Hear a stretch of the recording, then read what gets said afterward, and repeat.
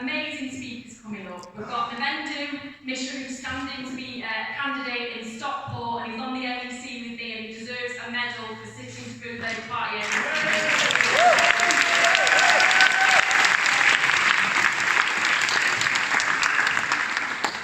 And of course, we've got Jeremy, who needs no introduction. And I'll pass on now to Lucy Powell, my next door neighbour. Thank you very much.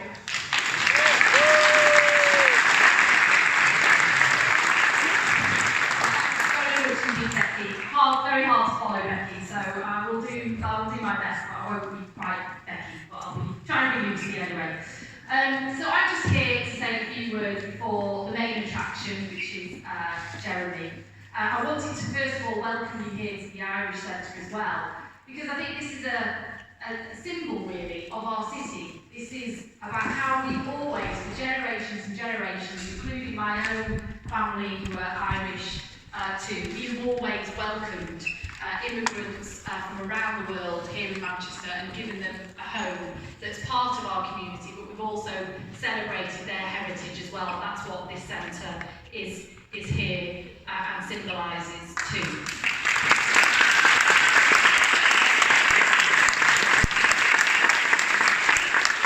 So, as we know, Boris Johnson is now the Prime Minister of this country.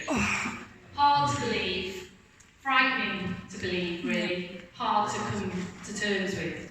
And what's more, he seems to have appointed the most right-wing cabinet, right-wing government that I think I can ever remember in my lifetime, and probably anybody else's lifetime here. And we've already seen just in the last sort of 48 hours, so we knew this was coming, didn't we? But what we've seen is that he and Dominic Cummings and all of those around him are playing straight out of the Trump playbook. They are setting up a grievance to try and unite the kind of Leave voters, a grievance against the EU, who aren't going to do what Boris is asking them to do, a grievance against the Parliament and MPs like me and Becky and Jeremy and maybe quite not so brave, but who don't want to leave with no deal. I'm joking. But we don't want to leave with no deal because we know that would be a catastrophe. And he's setting those grievances up because he's already in campaign mode, as Becky said. He's going to call that election and he's going to call it very soon. And it would be tragic if it wasn't so frightening, but it's happening and it's happening fast. But as Becky said, last time they set up this playbook, which they did in 2017, they absolutely underestimated the campaigning power of Jeremy Corbyn, didn't they? Totally underestimated him, and they underestimated us and all of our activists around the country, and they're doing the same again now.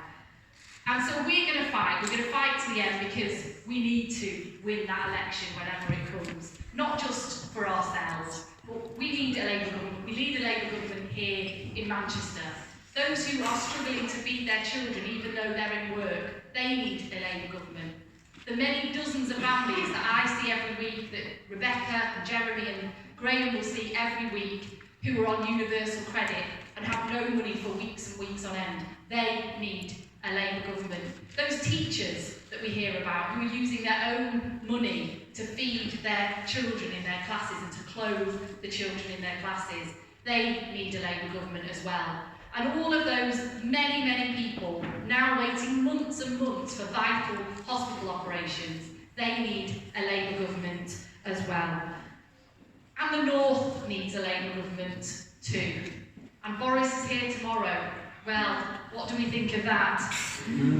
Exactly, boo, Boris, boo. Because the North will not be fooled, I'm afraid, by your Trump playbook. They will not be fooled by what you've got to say, because we've seen that play out before. We saw it in the 80s and the early 90s. We've seen it over the last 9 years of austerity as well. And we won't be fooled either. So I say to Boris, take your tax cuts for the rich, take a no-deal Brexit, take it back down south, because we're all going to be voting for Jeremy Corbyn and for a Labour government, and we're all going to get behind Jeremy and make sure we put that united front on and win that election.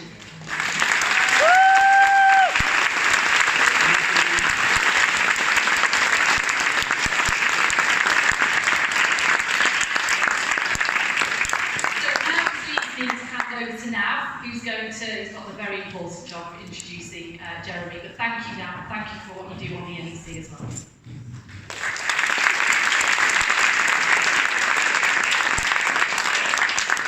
Thank you. It's really good to see so many people here on a hot Friday afternoon, and some fantastic speakers as well as audience members. It's really good to welcome Jeremy and everyone else here to this city, the birthplace of the Industrial Revolution, the cooperative movement and the Trade Union Congress. This year marks the 200th anniversary of the Peterloo Massacre. Our region, the Northwest, has a long-standing history of standing up for working class people, fighting for their right to representation and a better life. We've also beaten fascists at the ballot box, from people from Oswald Mosley to more recently Stephen Yaxley-Lennon, Tommy Robinson, whatever it is. Stephen Yaxley-Lennon. And the very people of this region will keep doing it. This week, as other speakers have mentioned, the right-wing demagogue Boris Johnson has taken over our nation. The need for Jeremy Corbyn as Prime Minister and a radical Labour government has never been greater in the history of this nation.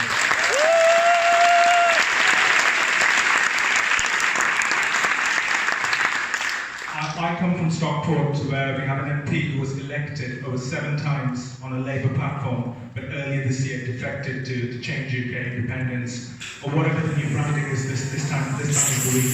So we need a general election to make sure Labour is a Stockport town, and we need a Labour representative in Parliament.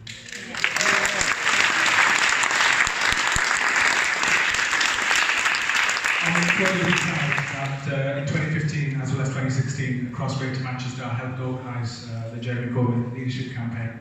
People were phone banking, we organised election rallies, and we united people with a message of hope rather than division.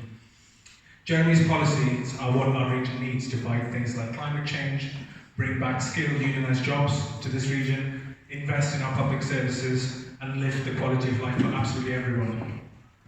It is my honour and privilege to introduce the leader of the Labour Party, Jeremy Corbyn, and our next Prime Minister.